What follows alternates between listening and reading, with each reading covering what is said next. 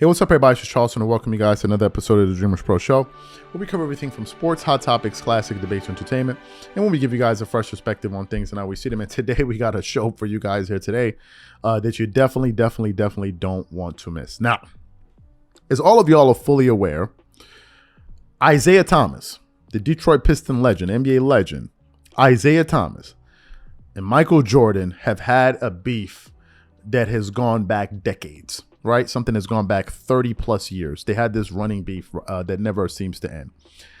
And when The Last Dance documentary dropped back in 2020, all of us were glued to our TVs because we had nowhere to go, obviously.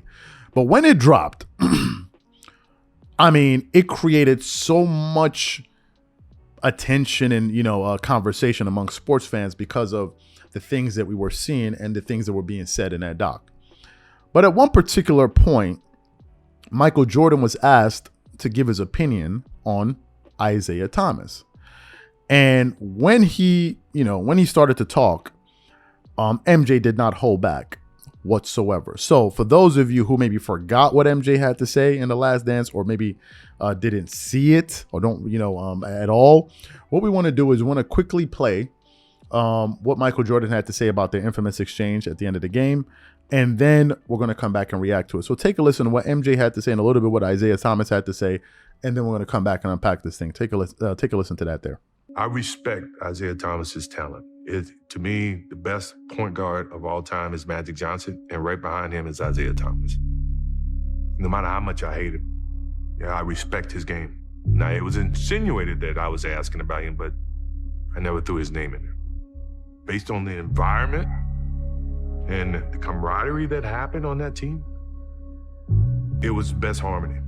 Would Isiah made a different feeling on that team? Yes. You want to attribute it to me? Go ahead, be my guest. But it wasn't me. There's something somewhere. Now, am I a sore loser? Yes, I am a sore loser. This is Isiah talking about the walk-off.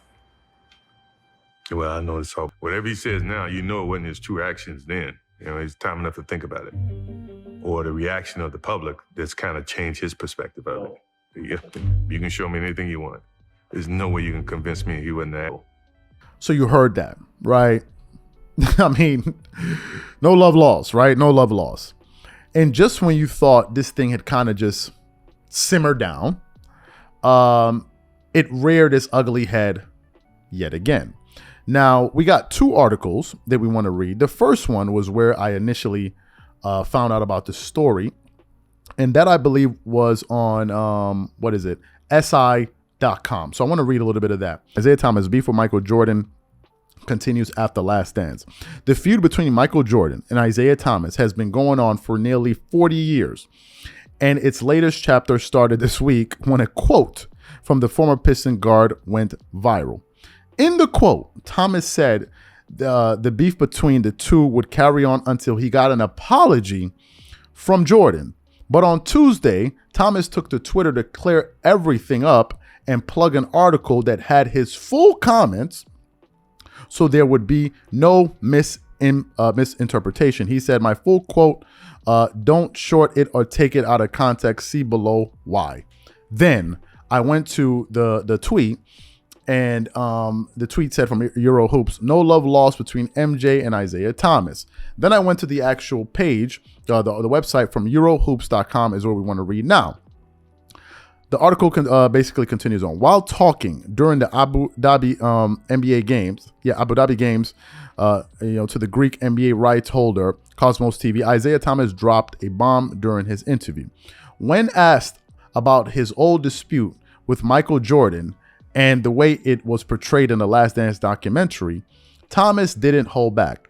As he said, when I was watching The Last Dance, I'm sitting there and I'm watching it with my family and thinking everything is good.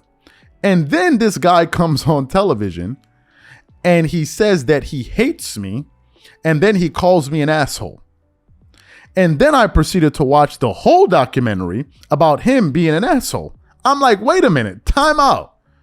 Until I get a public apology, this beef is going to go on for a long, long time because I'm from the south side of Chicago.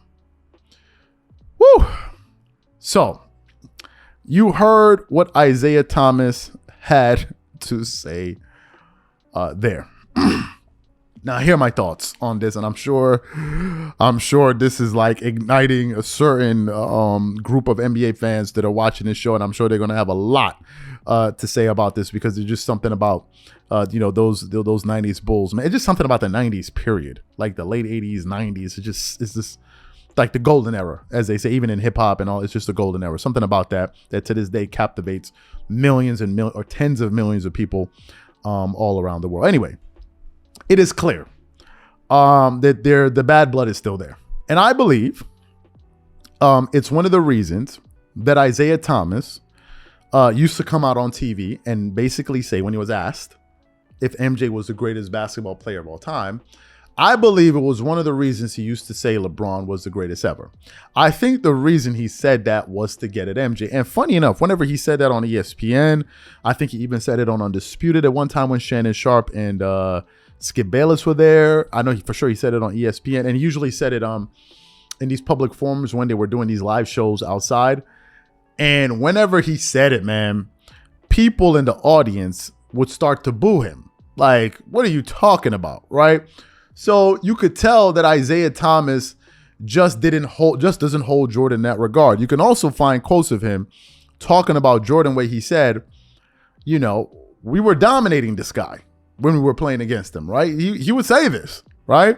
And it's something that would really upset a lot of Michael Jordan and NBA, and some NBA fans, at least Chicago Bull fans, right? They were like, no, what are you talking about? People go back and forth about it. And they say, when Jordan beat them, there's this whole running debate that's been going on for decades now.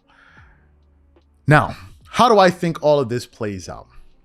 Well, both of these gentlemen are obviously in their 50s, probably mid 50s by now, or close to going towards their 60s. And as you know, with age, usually, wisdom comes as well. And maybe you let go of certain things that you hold on to. That's for most people. In the case of Michael Jordan, Jordan is notorious for not letting go of anything. As a matter of fact, Jordan holds it against you that you doubted him or took a slight at him. Just go back and watch the last, or go look at his Hall of Fame enrichment speech, and you'll see Jordan basically calling out all the people that doubted him, right? Jordan is just one of these guys that seems to be like, he's not letting it go. If you cross me, it's over, right? And so I don't see Jordan coming back and then having like a hug-a-thon or like, mending the relationship the way Magic Johnson and Isiah Thomas did in that sit down that they had when you saw towards the end of it. Both of them, were crying and they embraced each other and they basically apologized for all the things that, went down between the two of them. But knowing MJ, I just don't see a scenario in which he's going to apologize, or that apology that Isiah Thomas is publicly requesting. In the case of Isiah Thomas, I think Isiah Thomas is not going to come off of his position because he had success against MJ. And I think that Isiah is not going to let Jordan's greatness or perceived greatness taint his direct memory of his direct contact and experiences, in this case, playing basketball and competing against Michael Jordan. And I think the reason Isiah Thomas has this level of confidence when he talks about MJ is because of how things went down between the Chicago Bulls and the Detroit Pistons earlier in MJ's career. So to me, I think this is going to make for a great sports debate. So the question to the audience is this: what do you think about what Isiah Thomas had to say, right? Do you think he had a point? And also, do you see a situation in the future where maybe both of these gentlemen kind of squash this entire thing? Whatever you guys think, please leave your thoughts and comments in the comment section. We catch you guys on the next show. Peace.